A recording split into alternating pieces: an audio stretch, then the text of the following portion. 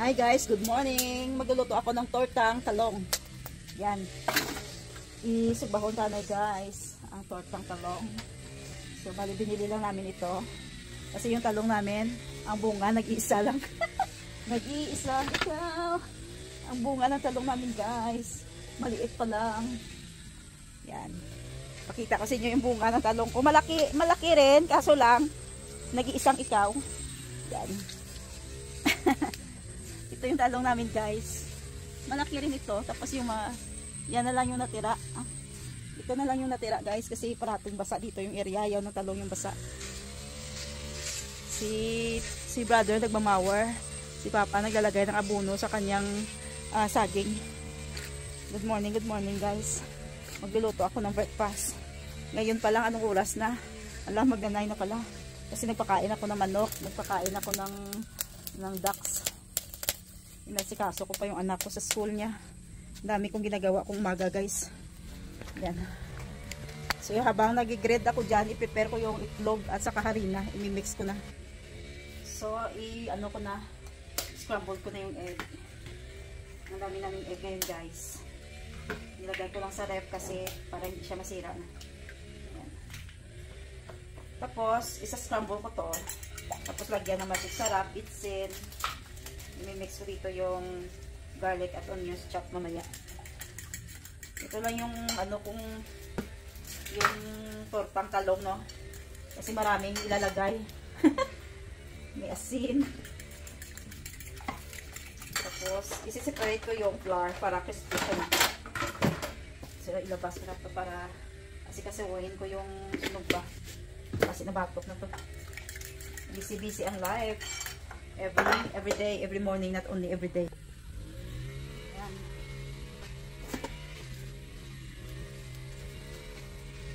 Lumikit na siya. Malakas kasing apoy guys. Ayan. Alright.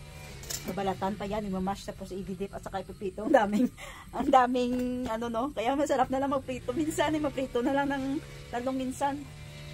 Kasi hindi complicated. Ito masarap pero complicated yung pagkaluto nito guys. Big, i-grilled mo pa. I-dip mo pa tapos pipituin mo pa. Pero nami-miss ko yun kaya okay lang. Okay lang guys. So i-mix ko na sa itlog yung chopped onions and garlic. Yan.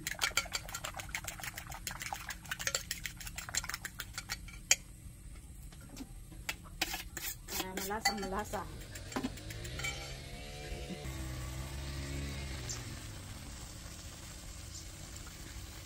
Hintayin na ng balatan to. Hindi masyado mainit na. Okay lang. Magamit ako ng tongs at saka gabi ng tuno to. Tinidor.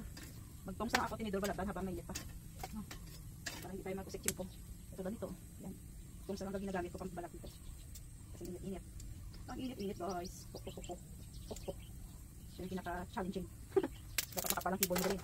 Most challenging, magbalat ng mainit na talong. Buti na lang medyo makapal yung ano ko no. Yung keyboard ko sa kamay. Medyo mainit pa rin no, in fairness. Mainit pa rin guys, in fairness. Yan. Ay, hindi tayo mag-16 po, mainit tubig. Okay, habang nagbabalat ako dito para hindi masayang yung uling, nagbuwad ako ng tubig. So babalat muna ako doon. Okay guys, magbalat ako guys. Ito yan. Ang init-init. Dalhin. Medyo hindi siya masyado mainit. Pero gamit pa rin ako ng tongs. So timing lang yan na mabuhay na yung tubig. Tapos ipipito ko na to. Para lumusip yung time guys.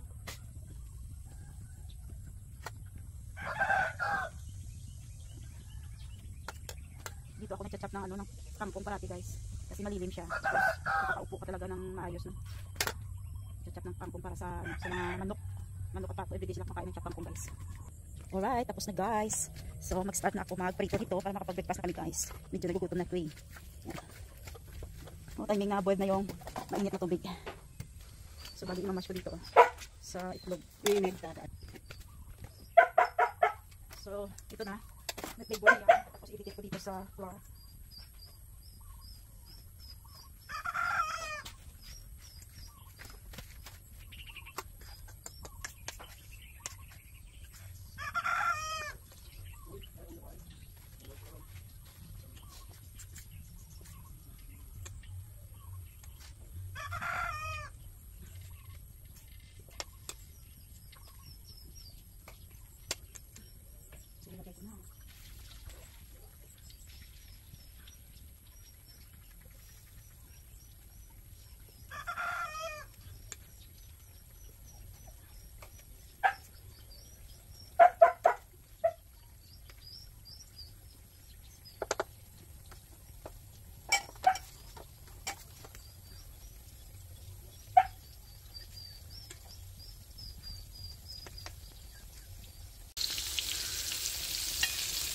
Yan, gusto ko yung crispy guys.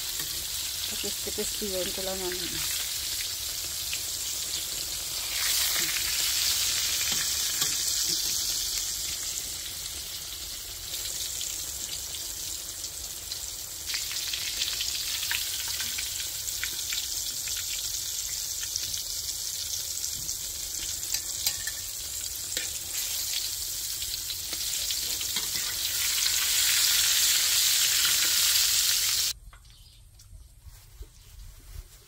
Tapos mapidyo ko uga. Uga.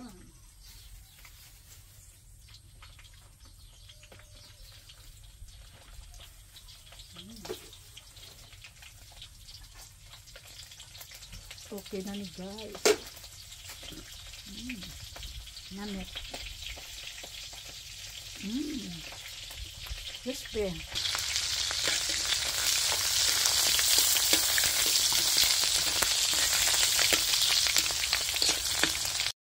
Tortang talong for breakfast guys. Breakfast tayo. Kahag uga. Best partner ng tortang talong.